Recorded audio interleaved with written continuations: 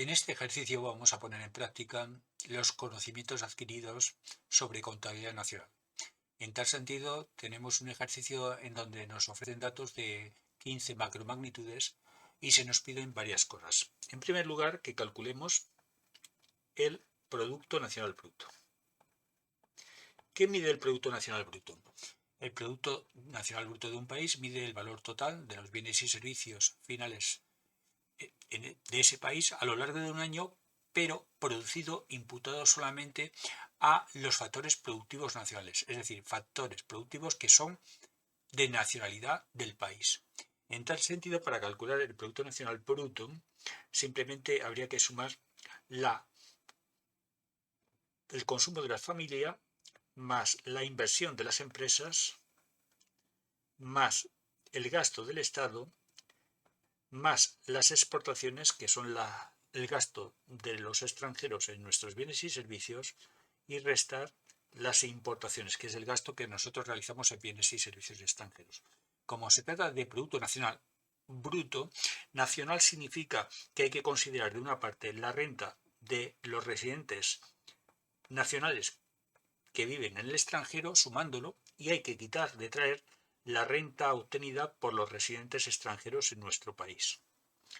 Si nosotros sustituimos esta información, tenemos que 8.300 sería el consumo de las familias, más la inversión bruta. Ojo, en este caso, en este ejercicio tenemos por una parte la inversión neta, 3.000, y por otra parte la amortización, 550.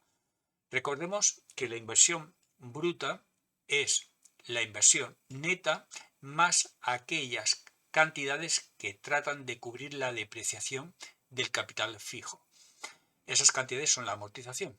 Recordemos que con la amortización se pretende cubrir la pérdida de valor, es decir, la depreciación, ya sea física por el uso o tecnológica porque aparece nuevo capital fijo más avanzado que sufre el capital fijo de una empresa. Por tanto, si yo quiero calcular la inversión bruta, he de sumar a la inversión neta, que es la inversión que me genera nuevo capital, que en nuestro ejercicio serían 3.000, las dotaciones de amortización, que son 550. Es decir, la inversión bruta es la inversión neta más la depreciación. Tengo que añadir el gasto público, que en este ejercicio asciende a 3.500. Tengo que añadir las exportaciones, que son 4.000. Restar las importaciones, que son 2.500. Y ahora, sumar la renta de nuestros nacionales que viven en el extranjero, más 525, y restar la renta que obtienen los extranjeros que viven en nuestro país, que eso es 750. Si yo opero esta expresión y la calculo, me da que el Producto Nacional Bruto de dicho país es 16.625 millones de euros. Recordemos, para finalizar con este apartado, que el indicador que resumía la riqueza de un país hasta la última década del siglo XX, era precisamente el Producto Nacional Bruto, PNB, pero que en el año 1992, concretamente Estados Unidos y más tarde todos los demás países, pasamos a cuantificar la riqueza del país a través de otro indicador, que sustituía al PNB. Ese indicador era el PIB, siglas de Producto Interior Bruto. Pasemos al segundo apartado de este ejercicio. En el segundo apartado de este ejercicio se me pide calcular el Producto Nacional Bruto a precios de mercado. Recordemos que el valor de la producción, en este caso Producto Nacional Bruto, se puede medir o bien cuando está en el mercado, y en ese caso hay que considerar los impuestos indirectos que gravan esos bienes y servicios, y también hay que considerar las subvenciones que otorga el Estado a determinados productos por ser fabricados, o de otra parte hay que considerar ese Producto Nacional Bruto a pie de factoría, es decir, antes que entre en el mercado. En ese caso sería el Producto Nacional Bruto a coste de factores o precios básicos. En este ejercicio se me pide calcular el Producto Nacional Bruto a precios del mercado. Y para calcularlo, ¿qué tengo que hacer? Pues al Producto Nacional Bruto que he calculado, simplemente he de sumarle los impuestos indirectos y restarle las subvenciones a la producción. En este ejercicio, el valor de estos datos es el siguiente: 16.625, que es el Producto Nacional Bruto, más los impuestos indirectos, que son 650, y restar 25 de subvenciones a la producción. Operando esta expresión, tengo que el Producto Nacional Bruto a precios de mercado sería en este país de 17.250 millones de euros. Apartado C. En este apartado se nos pide calcular la renta nacional, Y. La renta nacional, Y, se define como el Producto Nacional Neto a coste de factores. Es el producto imputable simplemente a los nacionales y producto descontado la depreciación neto al tiempo que calculado a pie de factoría, es decir, a coste de factores, antes de que esa producción llegue al mercado. Por lo tanto, para calcular el Producto Nacional Neto a coste de factores, es decir, la renta nacional, he de considerar cuál sería el Producto Nacional Bruto a coste de factores, restándole la depreciación. Una vez que tengo de esta forma definida el Producto Nacional Bruto a coste de factores, se estima del siguiente modo.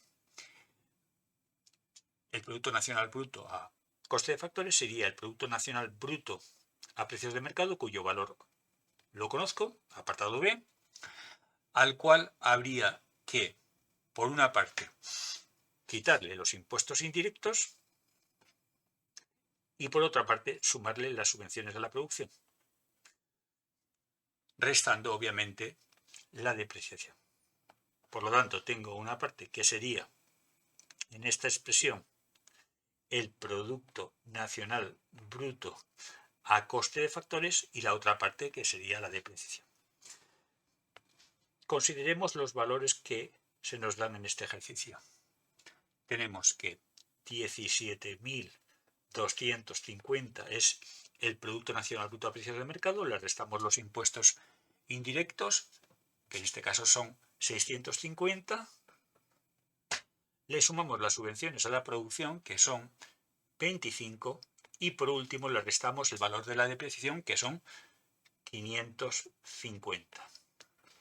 Y esto hace un total de 16.075 millones de euros.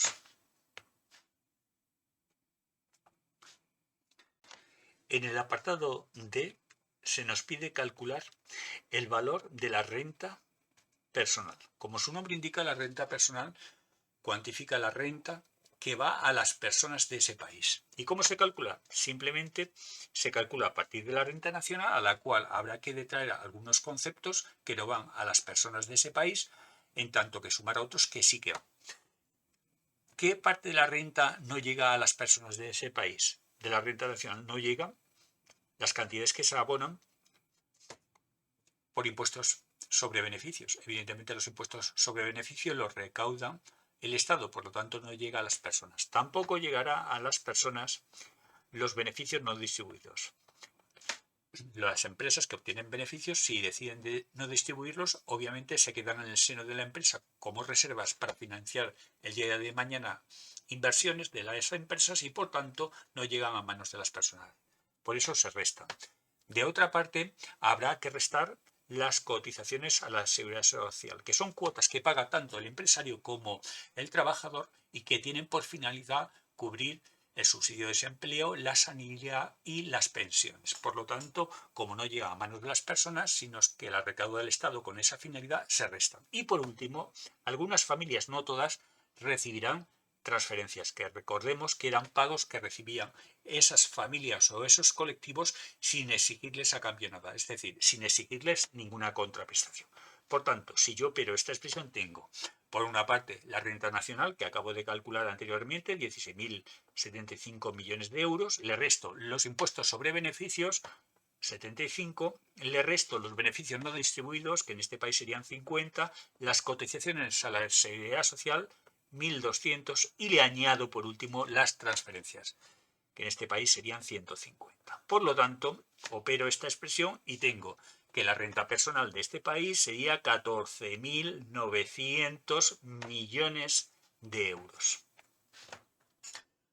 Pasamos a continuación a estimar el penúltimo apartado de este ejercicio, el apartado E. En dicho apartado se pide calcular la renta personal disponible. Renta personal disponible. La renta personal disponible es aquella parte de la renta que llega a las familias y con ella las familias pueden disponer. Y pueden disponer para bien o consumir o bien ahorrar. Por lo tanto, para calcular la renta personal disponible tenemos que partir de la renta personal y restarle lo que pagan las familias en concepto de impuestos directos. Los impuestos directos los pagan las familias en función de la renta que obtienen. Por tanto, esos impuestos directos son renta que las familias no pueden disponer porque la recauda el Estado. En consecuencia, si restamos a la renta personal los impuestos directos, obtenemos la renta personal disponible. En nuestro ejercicio, la renta personal era 14.900 millones de euros y le restamos los impuestos directos, que son 1.500 millones de euros. En este caso, el resultado es que la renta personal disponible en este país serían 13.400 millones de euros. Por último, llegamos al apartado F.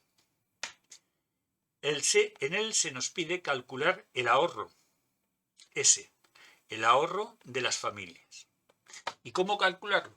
Pues bien, para calcularlo tenemos que tener presente que la renta que disponen las familias, renta disponible, o bien la consumen o bien la ahorran. Por lo tanto, la suma del consumo más el ahorro es la renta disponible. Si yo, a partir de esta expresión, despejo de forma conveniente, tengo que el ahorro es